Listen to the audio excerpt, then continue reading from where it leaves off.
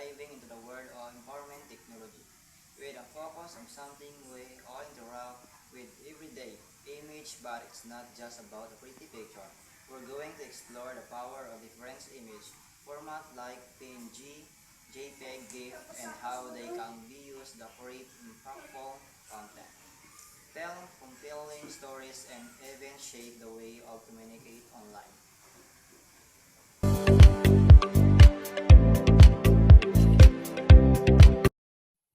We'll be breaking down the key difference between this format, exploring their strengths and weaknesses, and even getting the nitty-gritty of image placement and how it can influence the way users understand information. Whether you're a graphics designer, a content creator, or just someone who loves a good memes, this episode is packed with insight and tips to help you unlock the full potential of image in your digital world. Let's start.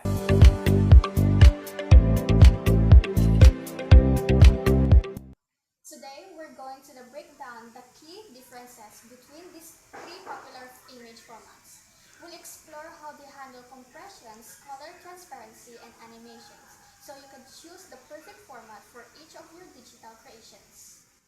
Whether you're a designer, a blogger, or just someone who loves sharing awesome visuals, understanding these differences will help you create and share images that truly shines. As JPEG, and is a short form for JPEG or Joint Photographic Experts Group. JPEG is a common file extension for JPEG images, a widely used format for photograph and other images. It offers effective compressions for reducing file sizes, but may result in some loss of image quality, especially when high compression levels are used. Imagine you have a beautiful photo of a sunset. You want to share it online, but the file is too big. That's where JPEG comes in. It's like a special tool that shrinks the photo down without losing too much detail. It's like folding a piece of paper to make it smaller. You can still see the picture, but it's not as sharp as the original. JPEG is short for Joint Photographic Experts Group, which is a fancy name for the people who created this tool. You'll often see file with the extension JPG, which means they're JPEG images. So JPEG is great for photo because it makes them smaller and easier to share. But if you need a super sharp image like for a logo or graphic, JPEG might not be the best choice. This is pronounced as PNG. It stands for Portable Network Graphics. It was built around the capabilities of GIF. It is a popular image file format known for versatility and ability to support high-quality images and transparency. Its development was basically for the purpose of transporting images on the internet as faster rates. Imagine you have a really cool drawing you want to share online. You want it to look crisp and clear, and you want to be able to make part of it transparent, like a cool sticker. That's where PNG comes in. It's like a special box that can hold your image, make sure it stays perfect even when it travels across the internet. It's also really good at making things transparent, so you can use it for logos, icons, or even to create cool effects like a picture with a see-through background. PNG stands for Portable Network Graphics, which basically means it's designed to be shared easily online. It's like a super-powered version of another image format called GIF, but it's even better at keeping things sharp and clear. So, if you want your images to look their best and you need transparency, PNG is the way to go. Graphic interchange format. This type of image file is capable of displaying transparencies. It is a widely used file format for images and simple animation. Therefore, it is good for blending with other materials or elements in your documents. It is also capable of displaying simple animations. Imagine you have a funny cartoon you want to share with your friends. You want it to be animated so it moves and makes them laugh. That's where GIF comes in. It's like a special book that can hold pictures and make them move, like a flip book. You can even add transparency to the pictures so they blend in with other things. GIF stands for Graphic Interchange Format. which is a fancy way of saying it, a format for creating images and simple animation. So, if you want to share a funny cartoon or make a simple animation, GIF is the way of to go. It's like having a little movie like a picture.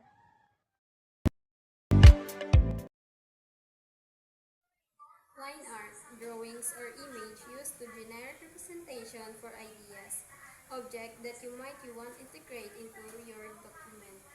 Refers to a collection or pre-made image, illustration, icons, and graphics that you can insert into documents to enhance their visual appeal and convey information.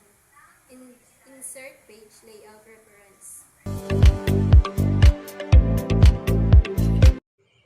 Think of clip art like a big box of stickers. You can use to decorate your documents. It has pictures of all sorts of things, animals, objects, symbols that you can add to your document to make them more interesting and fun. For example, if you're writing about a school, you should add clip art image of a school bus or a student holding a book. It's like having a whole bunch of ready-made drawings to choose from, so you do not have to draw them yourself.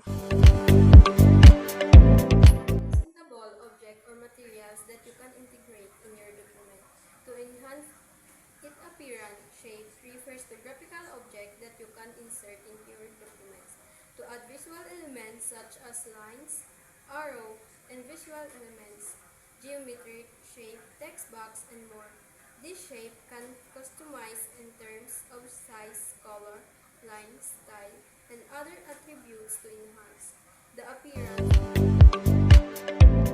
Think of shape as like drawing tools for your documents. You can add lines, arrows, circles, square, and even box with text in them to make your document look more interesting. It has like having a whole bunch of different colored crayons and marker to choose from. You can even change the size, color, and how the lines look to make your shape perfect for your document. It is like customizing your drawing to make it exactly how you want it.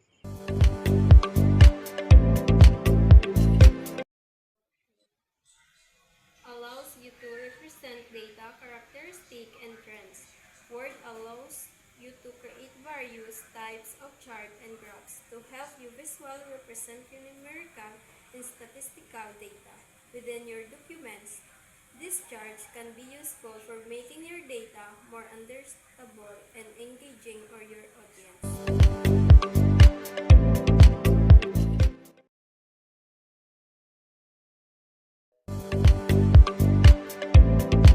Microsoft Word icons feature in part of the Insert tab on Ribbon. It allows you to add various types of vector graphics known as icons to document.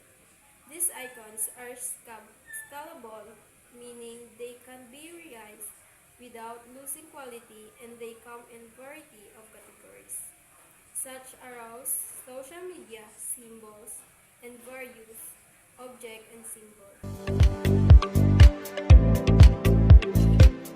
Think icons like little pictures that represent things. They like the symbol you see on your phone, but you can add them to your document. You can find icons for all sorts of things like arrows, social media, logos, and even picture of objects like a house or a car. They're really easy to use and make your documents look more interesting. A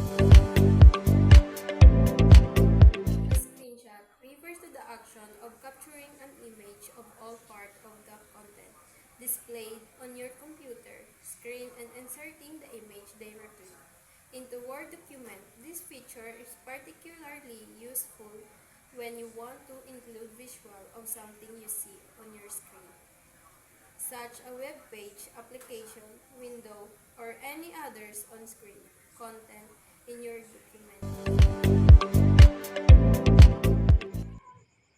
Imagine you're writing a document about how to use a new app and you want to show your readers exactly what the app look like. A screenshot is like taking a picture of your computer screen. You can then paste that picture right into your document so your readers can see exactly what you're talking about. It's like taking a snapshot of what's on your screen and adding into your document so everyone can follow along.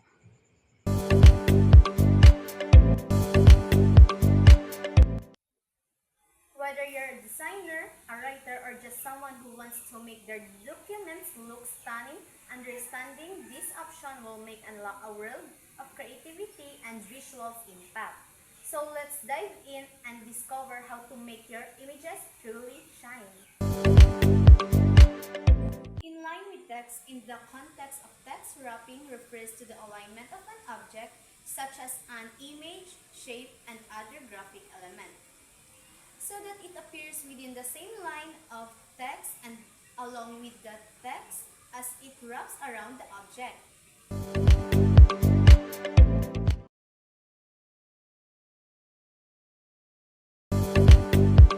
These settings allows the image you inserted to be placed anywhere with the paragraph with the text going around the image in square pattern like frame.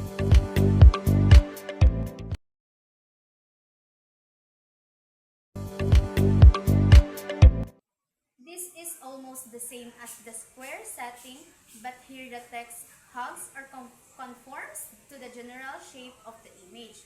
This allows you to get a more creative effect on your document.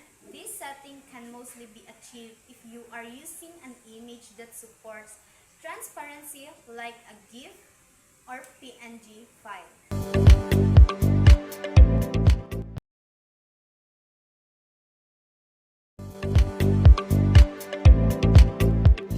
This setting allows the text on your document to be even tighter, taking the contours and shape of the image.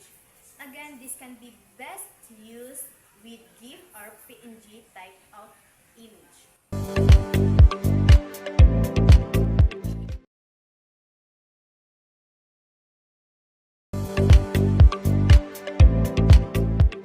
This setting pushes the text away vertically to the top and or the bottom of the image so that the image occupies a whole text line on its own.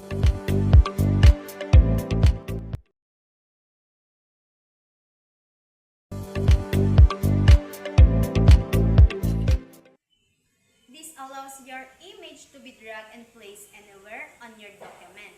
But with all the text floating in front of it, it effectively makes your image look like a background.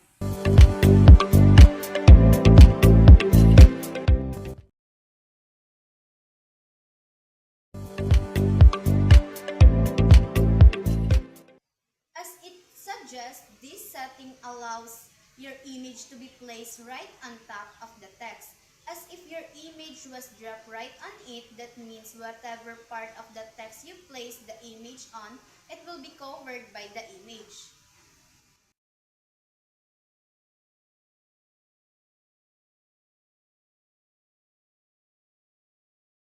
Alright folks, that's wrap for this week podcast. We've covered a lot ground today.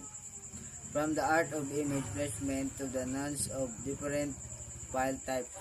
Remember, a well-placed image can make or break your content, and understanding the strength and weakness of PNG, GPG, and GIF is crucial for choosing the right tool for the job.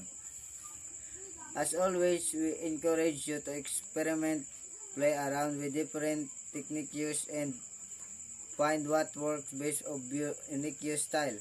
And don't forget to share your creation with us. We love seeing what you come up with.